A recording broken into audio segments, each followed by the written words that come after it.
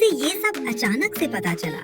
शायद इसलिए वो इतने गुस्से में है। हो सकता है कुछ वक्त बाद वो बच्चों को अपना ले। हाँ माँ, आप सही कह रही हैं। हमारे पलक और गोलू हैं ही इतने अच्छे।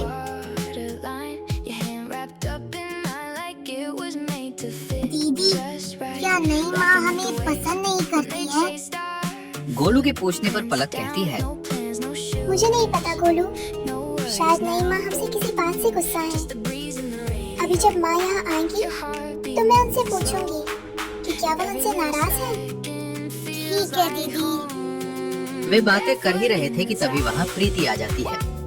उन दोनों को कमरे में देखकर वो गुस्से में कहती है, तुम दोनों यहाँ क्या कर रहे हो?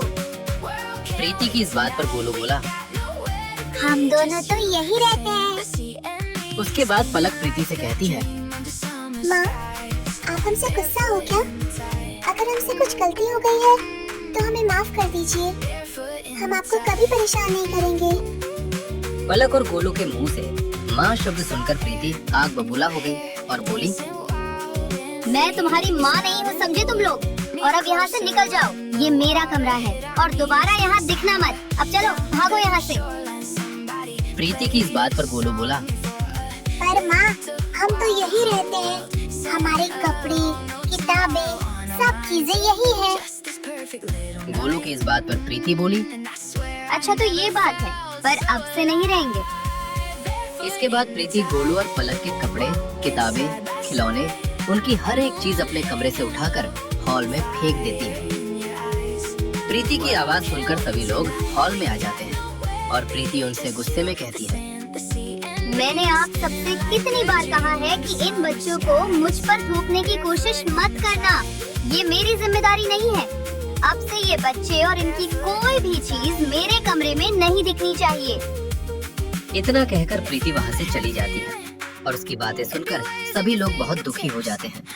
पलक और गोलू का मन भी बहुत उदास होता है।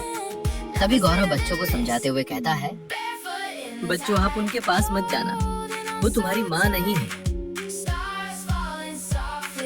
ये औरत तो बहुत तेज है। माना कि पलक और गोलू इसके बच्चे नहीं हैं, पर वो है तो मासूम बच्चे ही। भला कोई बच्चों से इतनी नफरत करता है? पूजा की बात पर रवि बोला, हाँ तुमने सही कहा। मानता हूँ कि प्रीति भाभी के साथ गलत हो। उनके पापा ने उनसे इतनी बड़ी बात छुपाई, पर इसमें हमारे परिवार की क्या गलती? हमने तो उनके पापा को सब सच बताया था। हाँ, माना कि प्रीति भाभी के साथ धोखा हुआ, पर इसका ये मतलब नहीं कि वो दो मासूम बच्चों को इतनी बुरी तरह ट्रीट करेंगी। वो भी तो पलक और गोलू के साथ गलत ही कर रही हैं। अब प्रीति और गौरव की शादी को 1 महीना हो चुका था। तभी एक दिन प्रीति गौरव से कहती है, हमारी शादी को 1 महीना हो चुका है, पर आप मुझे कहीं घुमाने नहीं ले गए। हर वक्त बस काम में लगे रहते हैं।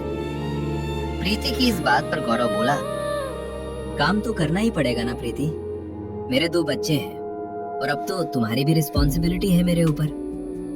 पर ऐसा नहीं है कि मैं तुम्हें ले नहीं जाऊंगा। 2 महीने रुक जाओ, फिर हम चलेंगे। इतना कहकर गौरव वहाँ से चला जाता है और प्रीति मन में सोचती है, इन बच्चों की वजह से मैं अपनी मैरिड लाइफ एंजॉय नहीं कर पा रही हूँ। पता नहीं कब छुटकारा मिलेगा मुझे इनसे। प्रीति को गौरव के बच्चे बिल्कुल भी नहीं पसंद थे। वो पूरी कोशिश करती थी कि गौरव अपने बच्चों से पूरी तरह से दूर हो जाए। यूं ही दिन बीत रहे थे। तभी एक दिन प्रीति की दोस्त सीमा का फोन उसके पास आता है। अरे प्रीति, तू तो भूल ही गई है मुझे। जब भी करती हूँ मैं ही कॉल करती हूँ, तुझे तो फुर्सत नहीं रहती। सीमा की इस बात पर प्रीति कहती है, हाँ यार, थोड़ा बिजी रहती हूँ। मेरी फैमिली में ज्यादा लोग हैं, इसलिए पूरा टाइम इधर उधर के कामों में ही निकल जाता है। इस पर सीमा प्रीति से कहती है, एक बात बता प्रीति, क्या ये सच है कि तू गौरव की दूसरी वाइफ है और उसकी पहली वाइफ की डेथ हो चुकी है और उसके 2 बच्चे भी हैं? सीमा के पूछने पर प्रीति को बहुत एम्बैरेस फील होता है। वो भारी मन से कहती है, हाँ सही सुना है तुमने, पर भले ही वे गौरव के बच्चे हैं, मगर मैं उनकी माँ नहीं हूँ। मैंने सबसे पहले ही कह दिया था कि मेरा उन बच्चों से कोई रिश्ता नहीं है।